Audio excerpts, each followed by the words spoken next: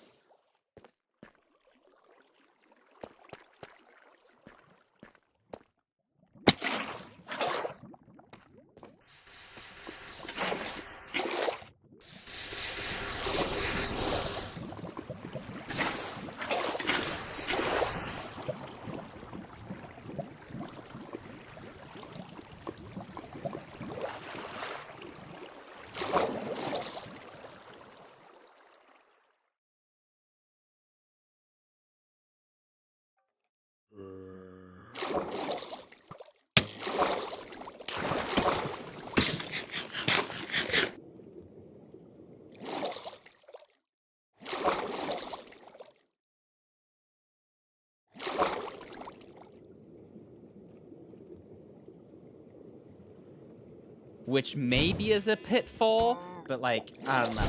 Just like having food in a speedrun is just so useful, especially for consistency and just like not dying, which is like the #1 priority. So we're in the stronghold at like 9:20, 9:30, and this is the point where like I'm in the portal animation. I get a split second to kind of pay attention to where I am and what's going on. I'm like, okay, nobody, I don't think, has entered the end yet. I could be the first person to enter the end, and if I had a quick 0, that's just a free first place for me. Like, there's just so much potential here on this run to make up ground and stay in the tournament, because like I'm going to be out if I don't get like top 5 or something. I don't know exactly how many points it is, but I know that it's kind of a lot. So I'm like, okay, I really, if there's any stronghold that I need a good nav in, it's this one, please. So I'm like re-zooming on my eye macro to see if I can get a good spike. There's like a silverfish following me. I'm like, what the heck's going on? There's clearly nothing there. But, you see that advancement on the bottom left? Somebody found diamonds. Somebody did not find the end portal yet. I'm not the only one having trouble with this stronghold nav, because it turns out this stronghold is actually just horrendous. I think the fastest person to go through it, it took them like 2 minutes or something. And there's like Oh, wait, Mr. Budgie entered the end. Okay, maybe it wasn't as drastic as I thought. But for the most part, like, so many people had troubles, like, finding the stronghold. Like, for me, 2 minutes later, I'm only now finding the portal room. Like, I think if I had found the shoulda, woulda, coulda, you know? But, like, just to point out on this seed, like if I would have instantly found it, I would have had a shot at finishing first on this seed. To really put this in context, all of the other worlds, I think our slowest time has been like 11 minutes or something. It's 13 minutes right now. Only 4 people have even finished the seed. If I recall correctly, there's like a 15-minute like just raw timer for everybody to finish the seed. Like if it goes above 15 minutes, we're not gonna wait for you, even if like we haven't gotten all of our qualified like finishes yet. It's just like 15 minutes is too long for like this competition. Like you should be beating it faster than that. We got to the 15-minute mark, and like it just ended because of the timer rather than people finishing. That was just like how strange this seed was. And that means there was even more potential for me to make up places here and potentially stay in the tournament. But if you look in the bottom left, 9 people have finished, 10 people have finished, 11 people have finished. That's rough. 12? Oh, yes. Yikes. That's rough. But I think we secure 13th place, which I was really happy about. I was super stoked. I finally got some decent points on the board because 13th place isn't like 23rd, which is what I had been getting. Bottom 50% of people are eliminated now, so I'm not sure exactly what the point cutoff is. I think I'm probably out. It's a miracle if I'm still in. Slash rank. Wait, what is it? Show user 15. I'm 37th. So I'm number 37th. So if you have 30 points or more, I have 27 points. No, 15 points. Sorry. Yeah, not even close. Dang, bro. Oh, dang. That's so...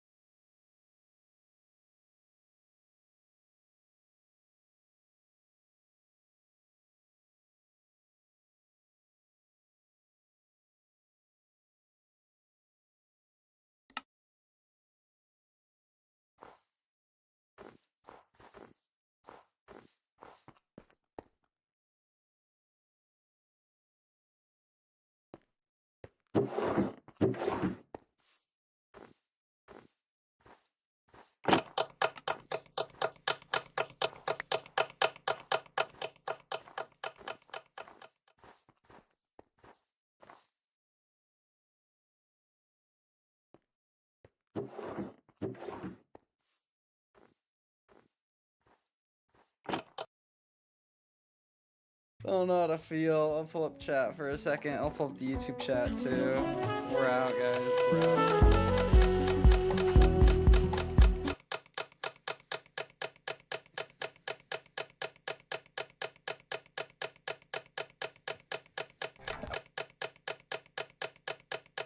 It's time that I start taking PvP on lifesteal seriously. So I've come up with a plan to get every single item that I need, and it is my goal to defeat 10 other players on the server. Because so far, my kills haven't really been much of a challenge. So to make sure that I have everything that I need, I've come up with 7 farms that I must build. And in the process of doing this, I will become one of the most stacked players on lifesteal, having access to unlimited amounts of everything. And we're going to start with an armadillo XP farm. Yeah, but we're going to use armadillos to get XP. I'm going to grab some slime and combine it with string to make some leads. And then I'm heading out in search of a savannah. This looks like a good place to me. What have they been building? I'm guessing from the cats it's a creeper farm. They've also got an iron farm and a whole little underground setup. No idea who lives here, but very, very interesting. Anyway, more importantly, I found not 1, but 2 armadillos that I can take all the way home. Welcome to your new home, little armadillos. Now just follow me down these stairs. And the Armadillo XP farm shall be built at the end of my villager trading hall, which also apparently is a mineshaft. Now I just need you guys to wait there whilst I craft a campfire. There's also a few other things that I need to grab. And then the build itself is extremely easy. We're just going to turn that off and create something that resembles this shape. You're probably wondering, SB, what on earth are you doing right now? If I put a trapdoor here, add water, and an armor stand, the farm is nearly done, but I need a certain mob. A certain mob that is going to go in the boat, which is right here. You'll do nicely, good sir. Convenient for you that it's actually raining. In you go. And next, I need to try and find some spider eyes. Or just grab some from this chest. That's also an easy way to do it. Whoa! Sorry, guys. That was completely my fault. What are you all just doing there, by the way? But yeah, anyway, now I'm going to breed them. And the little baby is going to go in this little hole right here. And now my plan is to get about 20 of those in there in total. Yeah, you guys are going to be busy. And I better grab a load more spider eyes.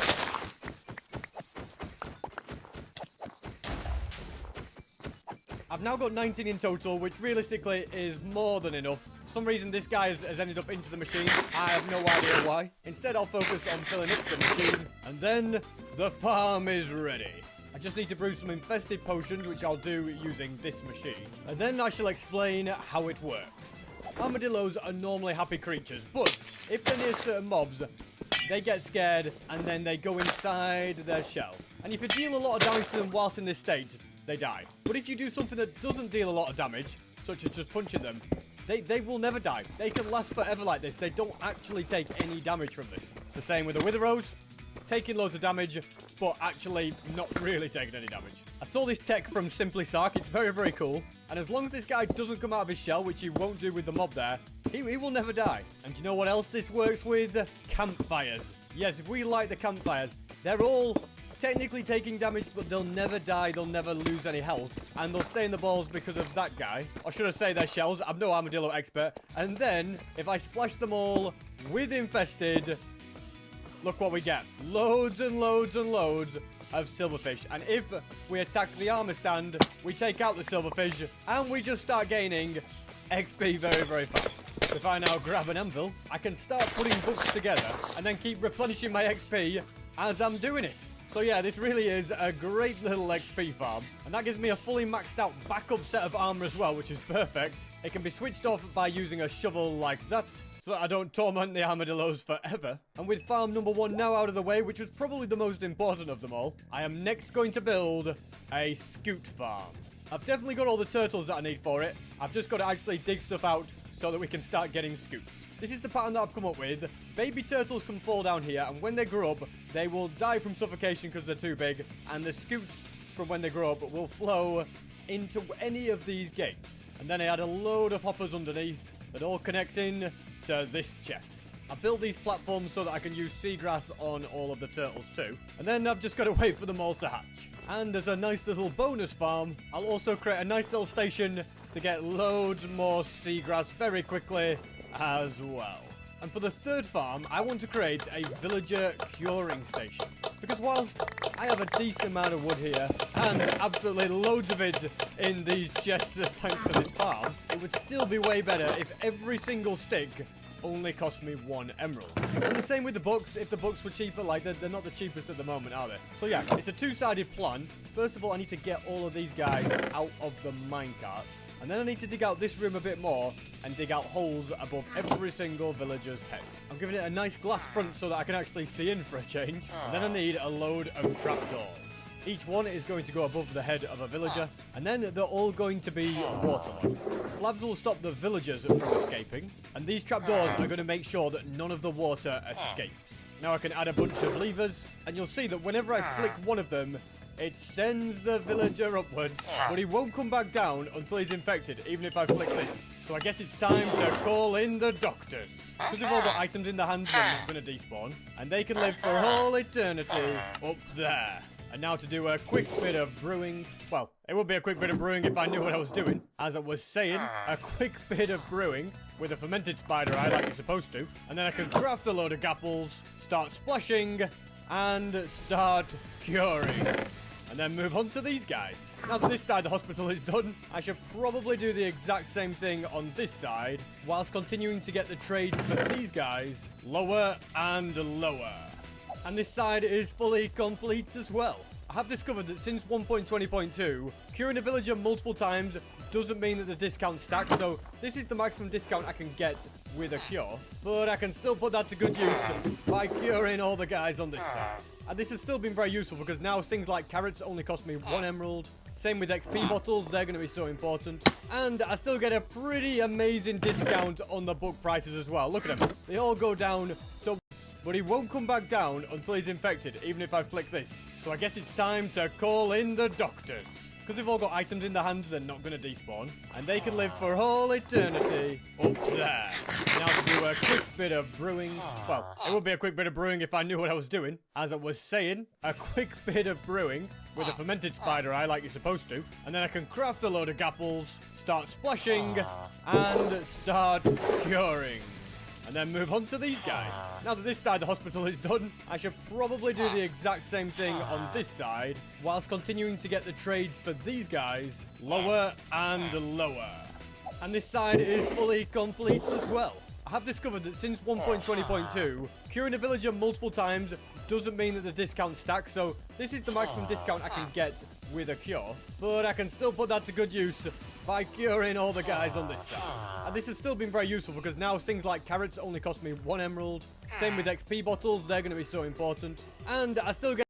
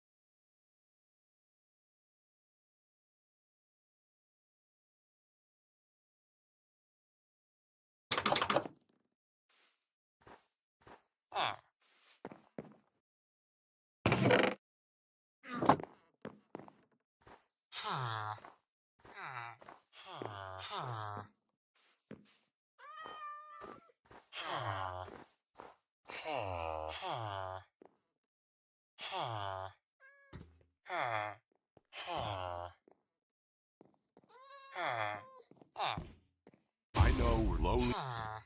Try and New on its snack. This is the easiest and most efficient villager farm that you can make in the Minecraft 1.21 update. It all starts when the farmer villager and normal villager breed to make a baby, who is then tricked by the beds of a loving family and falls into a hole to grow up in. Once grown, after about 20 minutes, they swim into this chamber here, where they will sit until you take them out with a minecart by pressing this button. Here are all the materials you are going to need.